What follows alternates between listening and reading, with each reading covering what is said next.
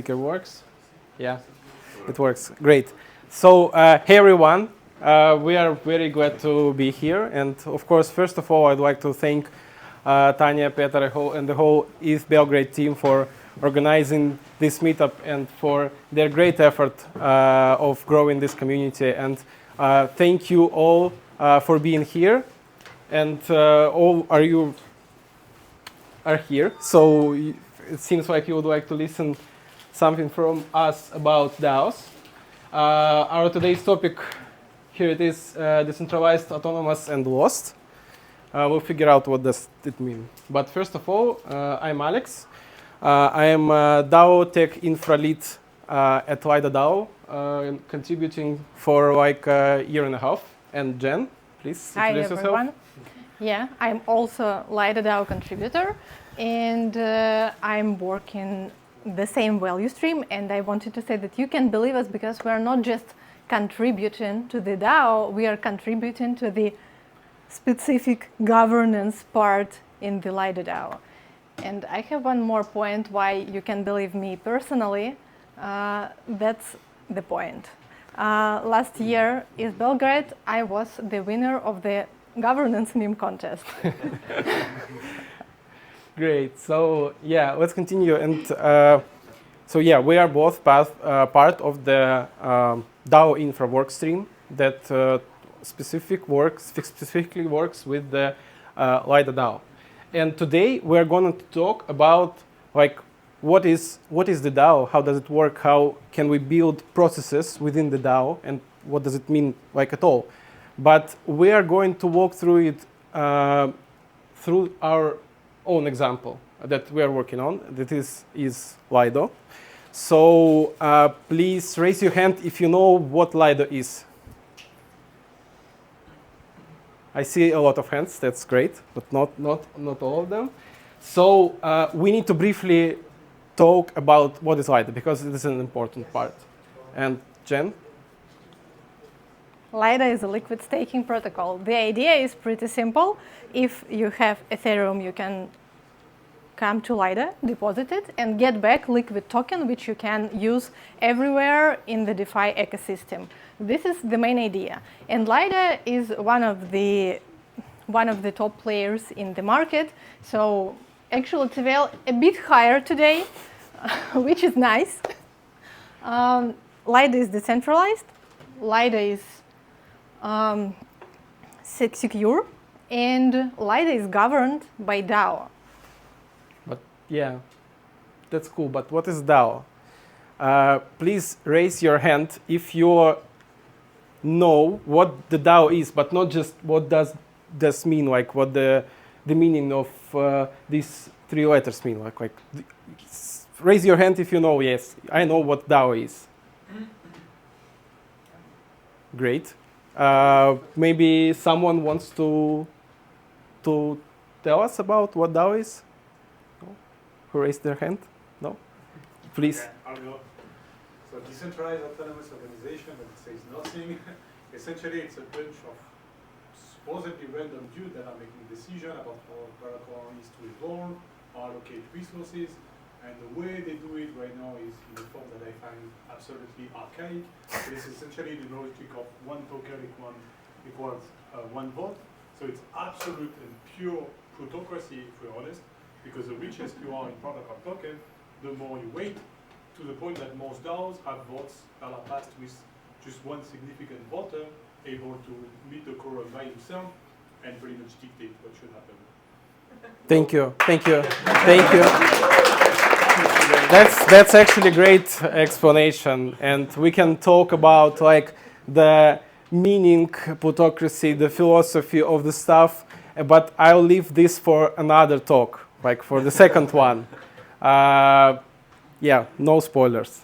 So yeah, that's a great explanation, but I want to like maybe reform it somehow and think with you guys together. Yeah, this is the meme, by the way. What the DAO is, like what the components are shaping the DAO. So we can look at this from different perspectives. during my first year in university, a professor told me like the simple and brilliant definition of function, right? So the function is 3, or troika, you can say it like in Russian and Serbian. Basically, it's the two sets of values and some rule that connects each value from one set to other set. And we can look to DAOs in this perspective. So we can say, okay, the DAO is also troika. Here you see 3 big blue circles, token holders, and some governance object. So if we're saying we're the DAO, probably we'll have all of this. So we'll have a token, like that represents something, and you can apply it somehow. We have some people, let's say token holders, that are holding tokens, and we say something we can control with our DAO, like some object, governance object. We'll say protocol because it's like our case, and mostly of all of cases, like most of cases in DeFi. So if we have 3 dots, we have like an instinct to somehow connect them. We can try that together. Like I did it for you, but you also can think about it somehow, yeah? So we have token holders holding a token. Maybe we have like token somehow applying to governance object, and maybe there is some like connection with from protocol to token holders. Yeah, maybe yes, maybe not, but I'm not sure about that. Maybe it will look like this. But how does token interact with protocol? Does it happen all the time? Not, probably not. So like I wanted to make a beautiful triangle so you can see it and admire it, but no triangle for today. And we have definitely connected these 2 dots, like yeah, because like it's in the meaning. Token holders and token holders are possessing the tokens. So we figured it out for you that these 3 dots has to be connected like this. So we have token holders that are connected with protocol in this way through the token via infra. And what is this infra thing? And why does Lido contributors group has a DAO infra workstream? And that's what we'll figure it out today. So we'll see an example. Jen, please. Let's start from the easy one. Let's imagine some Rakia DAO with 5 members, just 5 friends here decide to make a DAO and produce Rakia. They have 3 out of 5 multisig with the quorum, and they have a group chat. This is actually really, really easygoing DAO. And let's think about the, oh wow, No. you just decide to show they're the meme. switching themselves. Let's wait for a few seconds for the meme. Who are the holders here? Those 5 friends. What is the token? In this example, the token is just the address that's added to the multisig. And where is the infra? Alex, where is the infra? The infra is like a multisig itself and a group chat where like all the discussion happened. Is there any problems with this Rakia DAO?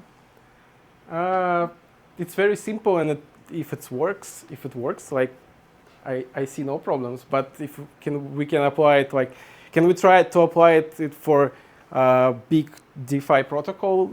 I'm not sure. And this is the meme? Yeah, this is one of favorite memes. Can you see the bottom line? What is your security model like in multisig? A lot of projects can have like multisig and maybe call themselves a DAO, and it may be totally valid. Actually, like it's okay, and if maybe it looks like DAO, sounds like DAO, maybe it is DAO, right? But this simple concept of having a group chat in Telegram or Viber and having just one multisig to, for example, manage the Rakia's distillery treasury to make decisions won't be enough. So, what's enough?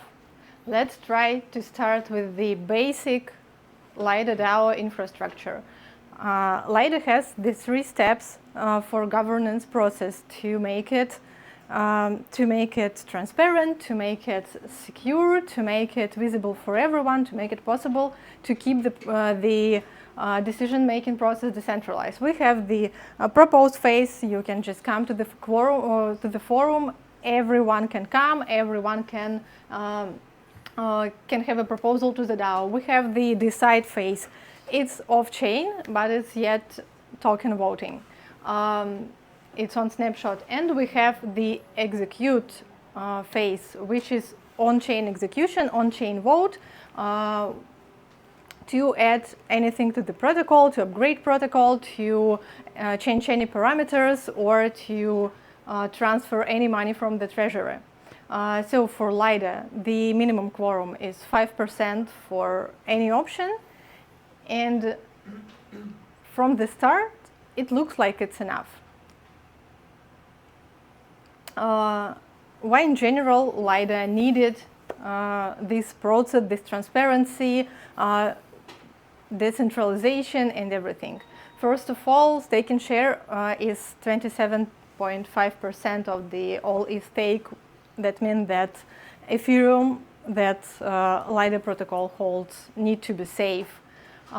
It's more than 100 smart contracts, and it's really tough to control the changes if the governance isn't decentralized. It's a lot of money in treasury and a lot of stakeholders as users. So that's why the DAO and the whole infra that built around the Lido DAO protocol is needed. So here's the Lido DAO is on the scheme you saw previously. So we have our holders, we have our token, and we have the protocol. And something that connects all of it, the process that we often see as governance rails, is the infra, and it's exactly what just Jen showed and said. And what is DAO infra for us, for this particular example, for such a big protocol? The first part that I want to we'll cruise through all the parts. First part is monitoring. We want to know everything what happens within the ecosystem, and it has a lot of parts, right? It has votes from 3 sources. It has a research forum, and EasyTrack that I'll mention later, a dozen of committees and their transactions. And we want to know all of this. We want to deliver all the news to not only the contributors of the protocol, but users as well. And we have, for example, we have a Telegram bot that you can add to any group chat in Telegram. It will start delivering all the digest and news, significant events happening within Lido for you. And we are using it as well as a source of some information. Yeah, so we are gathering events and forum posts, everything across as well as on-chain stuff and off-chain stuff. And with our army of bots that we are maintaining and developing, we try to deliver all that info directly to contributors and users. What else happening? Lido DAO is pretty old DAO. So after the general process were set, idea of committee come up not only on Lido DAO, but in all DAOs. Lido DAO right now have around 20 committees. The idea is pretty simple. If you need to do some operational or even some decision-making stuff that is repeatedly happens, and you can set the strict rules how to make those decisions, or you need some specific expertise, really experts in some area. You can delegate this part of decision making to some committee. The main issue here that if that's a lot of committees, they also need different infrastructure, and it became harder and harder to understand what's happening in committees. I hope Lido kind of stop here on 20 committees. We have different ones. We have the grant committee, which calls Liga. We have simple DVT module committee, and this is the guys who work with the specific simple DVT module. We have treasury management committee, and each committee also needs infrastructure. Yeah, and the answer for this need for committees that was brought by the contributors is EasyTrack. For those who not know, it's in-house solution for mundane on-chain operations. We operate EasyTracks like this. So it's basically an optimistic governance framework. You can start some motion, that we call them. Motion is basically some EVM script that will be executed if no objections were raised.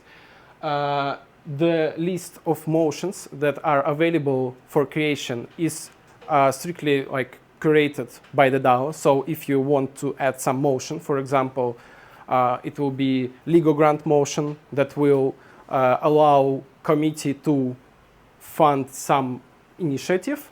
You need to pass it through the governance rails, have the on-chain quorum, and then you are good to go. So yeah, you cannot vote like for or against, you can only object, but which is basically like vote against. And if you are not voting against, it will happen permissionless. Like not anyone can start the motions. Like it's like in the contract code, but anyone can enact them. Yeah, and the objection phase is 72 hours. I want to talk a bit more about this solution. For example, let's see this example, right? We have a legal grant committee that wants to issue some grants to the community that would like to help grow our ecosystem or contribute somehow to the DAO. And if we want to do this like on a regular basis, like each month, each year, there are like several options. For example, first option, if someone requests a grant, like we have a proposer that goes to the research forum, tells the DAO what does they want. Then, if no objections were raised during the forum objection period, we need to start an on-chain vote. We need to gather token holders and gain the quorum for the vote to pass, and it will fund it will move assets from treasury to the proposer. This is very long and tedious. Second option that you can allocate budget, for example, once per year, and have the proposal for the budget allocation. Then you have the same on-chain vote that will allocate, for example, a grant budget for a year. That can be a lot of money. And then per request, you'll see you should go to the same process basically. But instead of having an on-chain vote at the end, you have a multi-sig transaction from the committee multi-sig to the proposer. That is not that safe because you can have a lot of money there, and you don't want to lose this money. So our solution is option ET or EasyTrack. It looks like the second option, but it's different. The DAO is allocating budget per committee proposal. It goes through the rails to the snapshot vote, which is off-chain vote, and then committee has its power to start EasyTrack motions, to start interact with smart contracts, and those contracts will move funds from treasury to the proposer in the specific value that operator of EasyTrack will input. Yeah, so that's our solution, and that is why we love EasyTrack and we love using it. And I think it's a great, like the optimistic governance mindset framework is great to think further. Next one. Yeah, mine part, the most boring one. We have infrastructural tooling and everything, but also we have a problem that no one understands what's happening, because happening a lot of stuff. No one understands how to understand what's happening, and we need to explain it, and we have a lot of sources of information. So you understand that you need to have a calendar, you need to provide the short explainers, long explainers, you need to help DAO making strategic decision and strategic planning, but same time you have a huge amount of token holders. Some of them are engaged, some of them just do nothing. And here just yet a challenge for every DAO, for us also, build the system where you can come and understand where to go, what to do, what to check, and how to start interact right now if you want to. I think in general it's enough. Like, we have a pretty huge amount of channels like Discord, Telegram chats, visualizing each proposal, but the main problem yet to keep attention to what is important right now for this DAO. I will not touch the strategic cycle of Lido DAO, because this is like a topic for one separate presentation. Okay, let's go ahead. And Back to security. Yeah, back to securing the DAO. So, like, for someone who is new to like this concept, if you're new to this, you can understand that, like, you have token holders and you need to vote on something, right? So we need our own voting system for our DAO to like operate and to improve, and for anything else. So in the cases where we don't, like, just saying the DAO agrees on that isn't enough, we have our own on-chain voting system. It was built it was like improved by Lido contributors and maintained, but it was built on top of the Aragon governance framework. Shout out to the Aragon, they're great and we love them. And when we need to change something, for example, in previous example I said that for EasyTrack we have a limited set of motion factories that we can create.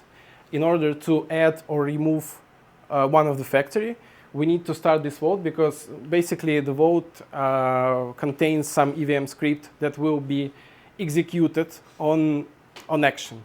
So you can start the vote, then you need to wait for the main phase and objection phase, and then I think I messed it up, not 72 hours, 48 hours for the main phase, sorry. And so the whole time is 72 hours. 48 hours is the main phase. 24 hours is the objection phase, where you can vote only against the proposal to like be ready for some kind of like malicious proposal, to have an option to object it, because the creation of those voting scripts are permissionless. Anyone can go now and start a vote, but please don't, because it is pretty late and we don't want to mess with it. But yeah, this is our like main voting system, and actually because of the quorum, it's getting like harder and harder to get it done. To gather all the voters because of the gen set. It's very hard to be involved deeply enough into the DAO, and at the same time have like a good amount of tokens to make a like significant difference. But it is also very hard to be involved, like in the first place, no matter what amount of tokens you have. So yeah, this is one of the parts of the infra, and here's just a pretty picture of calendar. We are from the contributor side. We're planning each vote. It happens like once per month or per two. And we are preparing them very hard, trying to get all the parts done in a good way, and at the same time providing the community like guidelines, instructions to make it so like if someone will have a will to create a vote, what should you do? Like what are the steps? Let me add a small point here, just on the previous slide. First of all, wanted to highlight that aligned with the preparation of the voting, it's nowadays a big problem that on-chain voting needs the dev to check it, but not every token holder is a developer and able to check what's happening and what changes is. And we yet talking about the Lido DAO protocol, which is pretty huge. And right now, team also making the instructions how to check the vote and the instructions how to check the instructions and all this stuff, just to trying to make it possible to control everything that's happening and to be able to check at least a part, at least like if token holder have some time to check that now one here is malicious, they are able to do so because of the DAO infra existence.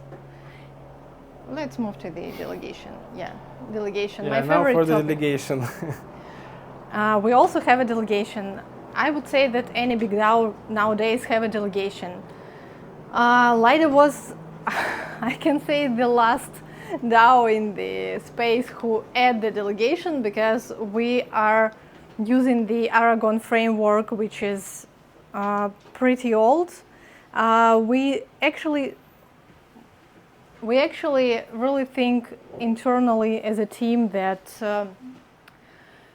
token holders need to have the whole ownership, and the delegation were added because of the repeatedly requests from the token holders. What is the idea under the Lido DAO delegation? What is the specific? Obviously, token holder can delegate tokens. What is important, you don't need to make any transfer. You don't need to lock your tokens in any vault or any contract to delegate. You just map your address and the delegate address. Delegate can vote. Delegate also can use all the info we provide to vote for. Then if someone finds the mistake or any malicious movement, vote against or object. And LDO holder yet always have the override power under the delegates. If the token holders disagree, he or she can come and override any decision. And actually, it's general idea of delegation. A lot of infrastructure were built to fight with the voting apathy, which is a huge thing for the nowadays DAO. We are unfortunately also faced it, and it's helped. So I would say that delegation isn't so far. Helps so far. Helps so far, but anyway. We also right now already have a decision of the Lido DAO that we need to extend voting duration and objection phase, because after the delegation were set, token holders might need more time to check what happened, how the delegate voted, and more time to override. Wanted to mention it also. Thank you. And yeah, this is one more meme. This is the number of the vote that enabled the delegation for the Lido DAO. So we talk briefly about the infra and what is this. It's like a lot of info to digest, I guess, and maybe you still don't know what the DAO infra is. It's perfectly fine. The infra can be like anything if it works and suits your project, your protocol, if its size and its the size of community, etc. But what really can we get from the You stock? missed Or the final I forgot slide. about this one. Yeah. So yeah, this is the future of Lido DAO governance. It's very simple to understand and to tell someone, yeah, you can just interact with this system and you'll be fine. This is DAO governance. This is our next big, I'd say, like huge release, huge milestone that will, I beg for it to happen this year. It's been 3 years already from the start of research of to this day. governance. And this is like not just a theme for another talk, it's a theme for another, like, I don't know. Another life. Another life, yeah. It's very huge. And yeah, so what kind of insights can we get in the end? Basically, like our shared insight from going through this, like the preparation of the talk, is that the DAO is still an experiment, right? The industry is still small. The amount of projects is still small, and DAO is experiment. We Lido contributors group built the infra for the DAO. The way that we and they know like how to build, and your example can be different, or someone else's example can be different, of course, and it's okay, because if you have like hundreds of thousands of video guides on YouTube how to build a to-do app perfectly, like you have those, but you don't have like single guide on how to build DAO perfectly, and it's still like a subject to figure out, and we ourselves haven't figured out yet. So just try to share our experience, try to show you what we did, why we did it, to make it easier for you if you will decide to have your own DAO, to start with the better design and to learn on our experience. Yeah, on our bumps and mistakes. And wouldn't say mistakes, it's yet experimental. Yeah, it's biggest experiment. Yeah, and this, if you want to learn more, you can just go to the Lido website and see more info about governance. That's it from us. Thank you so much for your attention.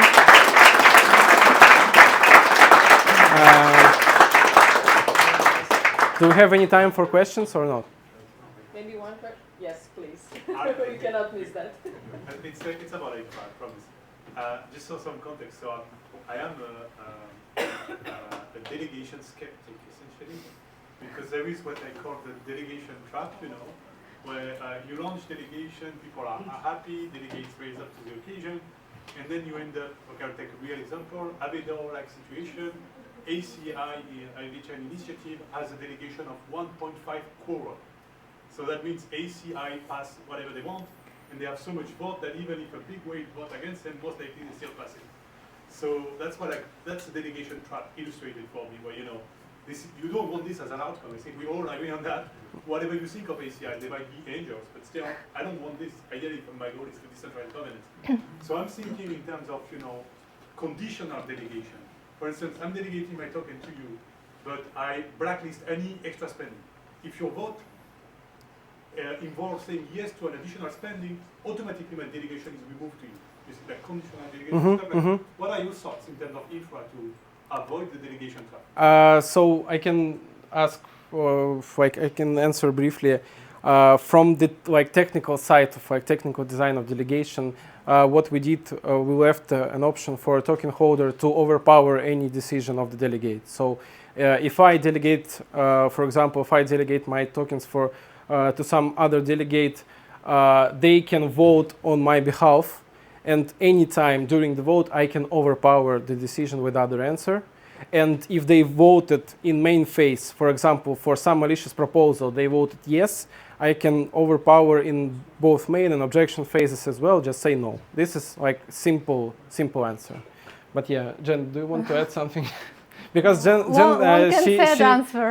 she knows a lot of stories about delegations in some DAOs. I also a delegation skeptic. That's why I was actually fight as far as DAO can fight to not to have delegation. I'm personally skeptical about the professional delegates. I just think that professional delegates is not a good thing for the industry. But in general, there are no solution, and the delegation just what we try to do. We try to outreach to some people in the space who might be interested to participate in Lido DAO governance because they have specific expertise, and try to have not just professional delegates on the our list of potential delegates, but people who are really care about Ethereum, people who are really care about the Lido DAO. How it works? Just token holders can at least choose based on their values. But it's yet not resolved the problem of centralization of voting power. For Lido DAO, it's not a big problem because the voting power isn't really like centralized. The problem more that we have too small amount of active voters. But they are pretty different, and they don't want to delegate all decision making to some entity as a in Aave, for example. I think that there are no solution yet. Like DAOs just trying to keep it at least somehow decentralized. DAO just trying to balancing between voting apathy and needs to make decisions for protocol evolving. So the delegation was just a try, and based on our experience, for us it works. It just help activate some voting power, help to attract some experts who can provide their opinion, who can provide their advices to the contributors, to the token holders. But some DAOs struggling with the voting power, which is held but by delegates who are not active anymore, for example, and they can do nothing with this. So, my personal opinion, delegation will evolve somehow, and like the trend is on the optimistic governance rails right now, not on the delegation. Just last 2 years was delegation hype 2 years. Now it's optimistic governance hype 2 years ahead. That's my personal opinion here. Great. Yeah, that's it. Thank you again. See you. I will be happy.